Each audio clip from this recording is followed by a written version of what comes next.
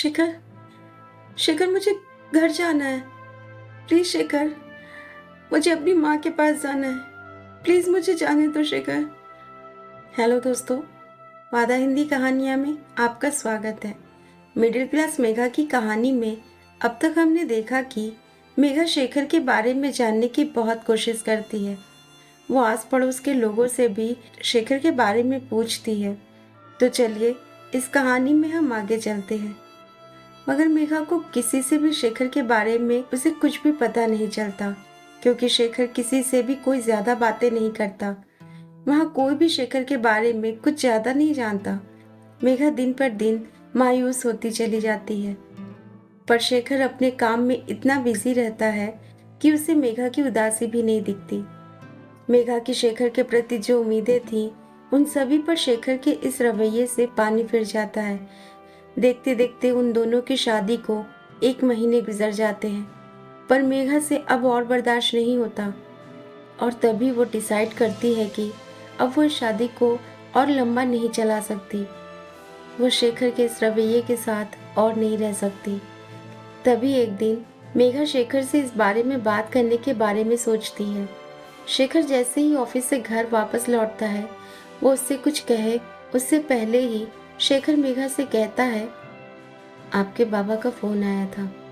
आपकी माँ की तबीयत कुछ ठीक नहीं है, वो हॉस्पिटल में एडमिट है और आपको बहुत याद कर रही हैं। तभी मेघा कहती है, क्या हुआ है माँ को? वो हॉस्पिटल में क्यों है? उन्हें हार्ट अटैक आया है। इतना सुनते ही मेघा बहुत रोने लगती है। शेखर उसे समझाने की बहुत कोशिश करता है। घबराने की बात नहीं, अब वो ठीक है। डॉक्टर ने कहा है कि माइनर सा हार्ट अटैक है। आप चिंता मत कीजिए, उनका इलाज चल रहा है, वो बहुत जल्द ठीक हो जाएंगे।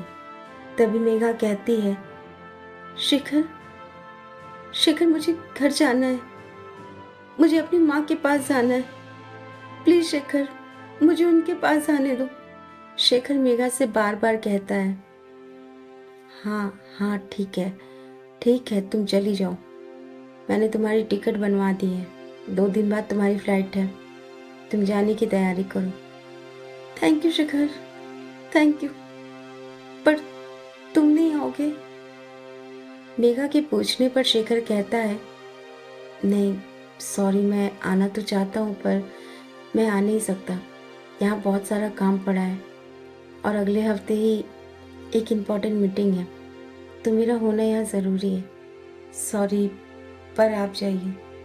आपका आपकी माँ के पास होना ज़रूरी है।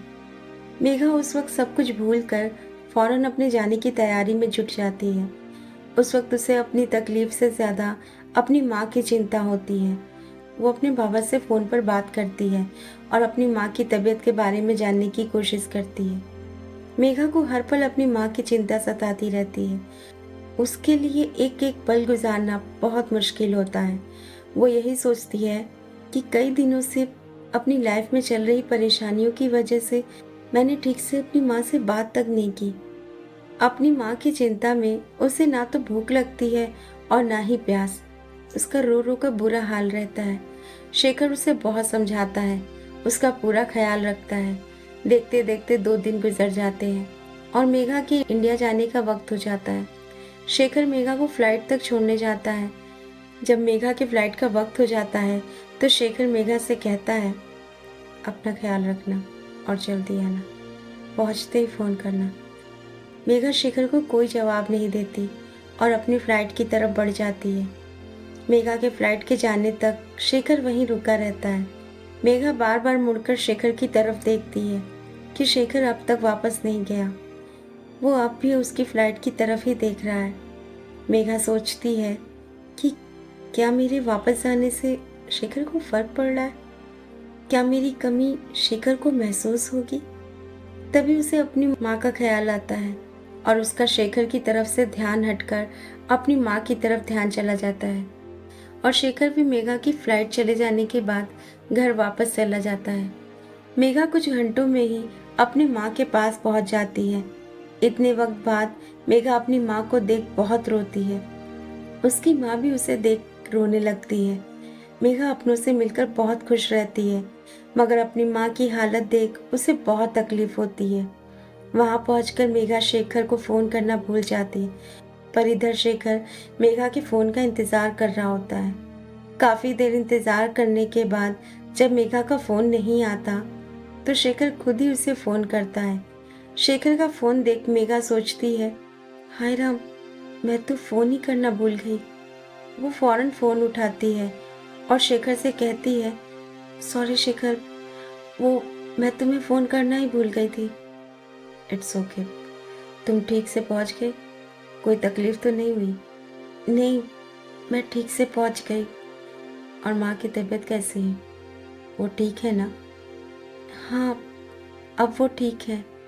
डॉक्टर ने कहा है कि कल तक उन्हें डिस्चार्ज कर देंगे। ओके, मैं माँ से बाद में बात कर लूँगा। चलो अभी फ़ोन रखता हूँ, अपना ख्याल रखना। मेघा को शेखर का फ़ोन आना, उसकी चिंता करना, माँ की तबीयत पूछना, ये सब बहुत अजीब लगता है। पर वो सब कुछ भूलकर अपनी माँ की सेवा में लग जाती है। मेघा की माँ मेघा को देख बहुत खुश होती है और मेघा भी अपनी माँ से मिलकर बहुत खुश होती है। पर अपनी माँ की हालत देख मेघा को बहुत दुख होता है। वो अपनी माँ से कहती है, आपने मुझे बताया क्यों नहीं कि आपकी तबीयत ठीक नहीं है? आपने बताया होता तो मैं पहले ही आ गई होती ना आपके पास। मैं आपको कुछ होने नहीं देती। माँ कहती है, मैं ठीक हूँ, कुछ नहीं हुआ है मुझे। तू क्यों इतनी चिंता कर रही है? इधर कुछ दिनों से मैं आपसे बात भी नहीं कर पा रही थी। सॉरी माँ। माँ, मुझे बिल्कुल भी मालूम नहीं था कि आपकी तबीयत ठीक नहीं है। तभी मेघा के बाबा उससे कहते हैं, मेघा, क्यों रो रही है? रोना बंद कर। तुझे कैसे पता होगा ये सब अचानक से हुआ है? फिर वो मेघा से पूछते हैं, बेटा तू ठीक है ना? तुझे कोई परेशानी तो नहीं है? शेखर तेरा ख्याल रखता है ना? पर मेघा अपने बाबा से कुछ नहीं कहती। वो अब भी अपने बाबा से नाराज रहती है। मेघा के बाबा समझ जाते हैं कि मेघा अब भी उनसे नाराज है। वो उससे कुछ और नहीं पूछते।